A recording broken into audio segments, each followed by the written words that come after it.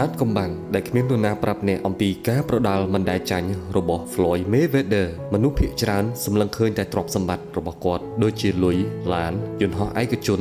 ឬកំណត់ត្រាមិនដែលចាញ់ជាង50ប្រកួតប៉ុន្តែភាគតិចណាស់ដែលដឹងអំពីមូលហេតុនៃការប្រដាល់មិនដែលចាញ់របស់ Floyd Mayweather កុមារភាពរបស់ Floyd ពោពេញទៅដោយភាពចម្រុងចម្រាស់ Floyd មិនមែនកើតមកក្នុងគ្រួសារអ្នកមាននោះទេគាត់ធំដឹងក្តីឡើងនៅក្នុងគ្រួសារមួយដែលក្រខ្សត់នាទីក្រុង Grand Rapids ឪពុករបស់គាត់ឈ្មោះ Floyd Mayweather SR គាត់គឺជាអ្នកប្រដាល់ម្នាក់ប៉ុន្តែធ្លាប់មានរឿងអាស្រូវពាក់ព័ន្ធនឹងឧក្រិដ្ឋកម្មហើយក្រោយមកក៏ត្រូវជាប់ពន្ធនាគាររីឯម្ដាយវង្វេងនឹងការញៀនថ្នាំដោយសារតែខ្លាចភាពទន់ខ្សោយគាត់បានជ្រើសរើសការប្រដាល់ដើម្បីសង្គ្រោះគាត់ចេញពីការរស់នៅតាមដងផ្លូវខណៈដែលក្មេងដទៃទៀតនាំគ្នាលេងនៅខាងក្រៅ Floyd បានសង្ងំហាត់វឹកវើកាយសម្បទាជាច្រើនរាប់ម៉ោងនៅខាងក្នុងរៀងរាល់ថ្ងៃអ្នកប្រដាល់ជាច្រើនធ្វើការវឹកហាត់ដោយសារពួកគេចង់ល្បីល្បាញប៉ុន្តែសម្រាប់ Floyd គាត់ធ្វើការវឹកហាត់ប្រដាល់ដោយសារតែគាត់ជឿថាការប្រដាល់គឺជាផ្លូវតែមួយគត់ដែលអាចទាញគាត់ចេញពីភាពក្រីក្រមនុស្សជាច្រើនបានគិតថាគាត់ឈ្នះការប្រកួតដោយសារ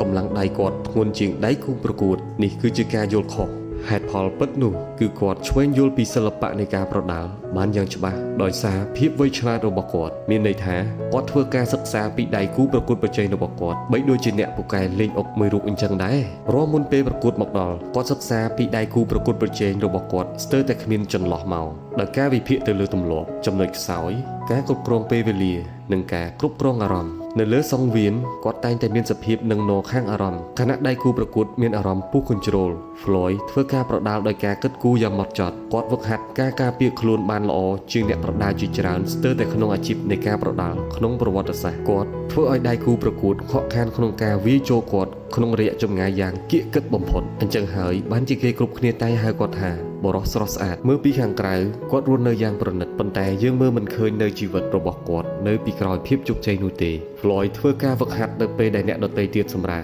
សូម្បីតែម៉ោង2ទៀបភ្លឺគាត់ត្រូវបានគេសម្គាល់ឃើញថាកំពុងធ្វើការវឹកហាត់រត់ក្នុងរយៈចម្ងាយដ៏សែនឆ្ងាយគាត់វឹកហាត់ខ្លួនគាត់បីដូចជាកងទ័ពពិសេសដែលត្រៀមនឹងចេញប្រតិបត្តិការអ្នកប្រដាល់ដែលមានទេពកោសល្យជាច្រើនបានចាញ់គាត់ដោយសារតែអំនួតវង្វេងនឹងការសប្បាយហើយខ្វះការតាំងចិត្តគ្រប់ការប្រកួតទស្សនិកជនទូទាំងពិភពលោកតែងតែចង់ឃើញគាត់ទទួលនឹងការបំបាក់តែมันមានន័យថាពួកគេចង់ឲ្យគាត់ចាញ់នោះទេហើយដៃគូប្រកួតរបស់គាត់ទាំងប៉ុន្មានសុទ្ធតែវឹកវើដើម្បីតែចង់ឈ្នះភាពល្អឥតខ្ចោះនៃកំណត់ត្រាមិនដែលចាញ់របស់គាត់នៅពេលដែល Floyd បន្តទទួលបានជ័យជំនះការគ្រោះថ្នាក់កាន់តែខ្ពស់សម្រាប់ការប្រកួតបន្ទាប់ទៀតមនុស្សទូទៅអាចគិតថាមេរៀនគឺជាភាពមិនអាចបំបាក់បានប៉ុន្តែអត្ថន័យដែលកាន់តែជ្រាលជ្រៅជាងនេះការជោគជ័យទាំងអស់របស់គាត់បានមកពីការតាំងចិត្តសមត្ថភាពគ្រប់គ្រងផ្លូវអារម្មណ៍ការត្រៀមរួចជាមុនការអនុវត្តជាប្រចាំនិងជំនឿលើខ្លួនឯង Floyd មិនមែនជាអ្នកប្រដាល់ទម្ងន់ធ្ងន់លើពិភពលោកទេថែមទាំងមិនមែនជាអ្នកប្រដាល់ដែលទទួលបានការស្រឡាញ់ច្រើនជាងគេបង្អស់ផងដែរ